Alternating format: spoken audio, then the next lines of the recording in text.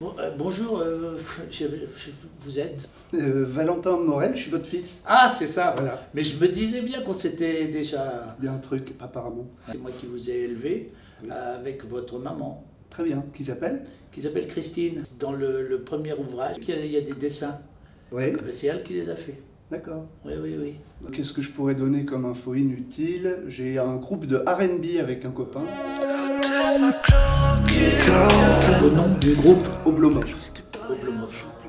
François, vous avez sorti avec votre fils un dictionnaire illustré Oui. de l'inutile. C'est-à-dire qu'il y a eu une première version qui est sortie chez Plon dans la collection historique des dictionnaires amoureux, qui s'appelle Dictionnaire amoureux de l'inutile.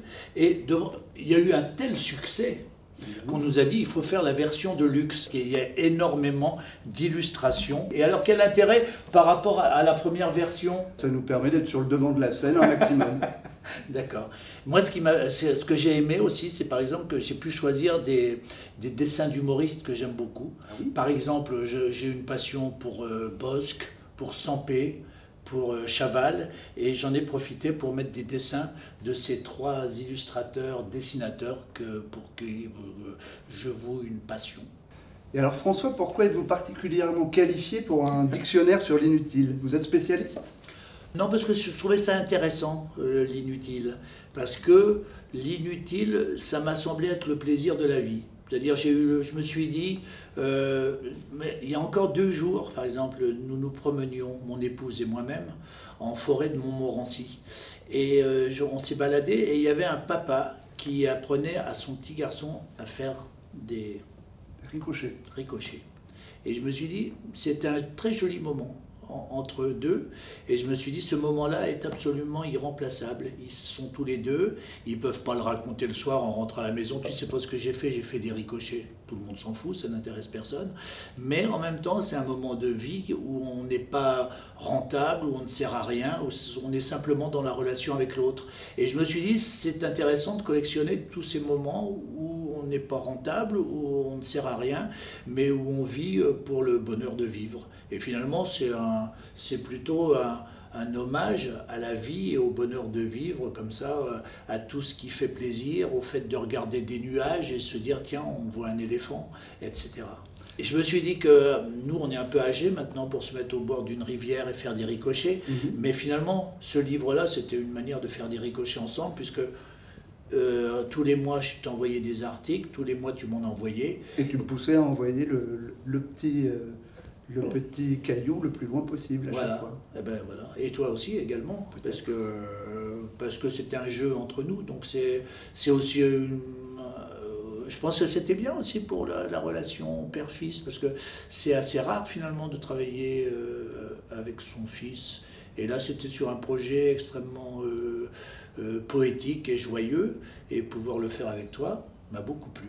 Moi aussi. Oh non, il y a un joli souvenir, on a rencontré Pierre Richard pour ce dictionnaire, parce qu'il était venu me voir en spectacle et il m'a raconté ce soir-là plein d'histoires sur Jean Carmé. Et donc quand il m'a raconté ça, je lui ai dit, est-ce qu'on peut se voir la semaine prochaine? On déjeune ensemble, je viens avec mon fils et on va te poser des questions. Et il a raconté plein d'anecdotes qui sont filées comme ça sur le bouquin et qui sont drôles, joyeuses, émouvantes. Voilà, c'était aussi le plaisir d'avoir rencontré un homme tellement sympathique et tellement talentueux en la personne de Pierre Richard. Ça s'adresse à tous les gens qui aiment bien les pas de côté, les regards de travers, les gens qui aiment bien musarder, les gens qui aiment bien perdre leur temps pour le plaisir de perdre son temps. Un bouquin pour les gros branleurs. Ouais, c'est pour les branleurs et les amoureux de la vie.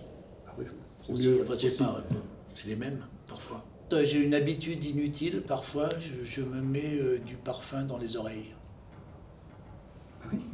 Et personne ne m'a jamais dit, dis donc, qu'est-ce que tu sens bon des oreilles? Moi je regrette, il y a plein de savoirs inutiles que je n'ai pas. Par exemple, je ne sais pas siffler comme ça là. Ah oui, moi non plus. Ça j'aurais bien aimé. Ça j'admire beaucoup les gens qui savent faire. Est-ce que vous pouvez venir le faire devant la caméra? Des entrées de l'inutile, par exemple le loto-bouse. La flûte à bec. Le lavater portatif. Interville. Le kamikaze. L'orthographe. Non, c'est toutes les inventions de Karl Hellman. Voilà, qui est girafe. Giscard pour sa coiffure. La France sous la neige. Le ferret legging, qui est une compétition où on se met un furet dans le pantalon et on essaie de résister aux assauts du rongeur sur l'anatomie du participant.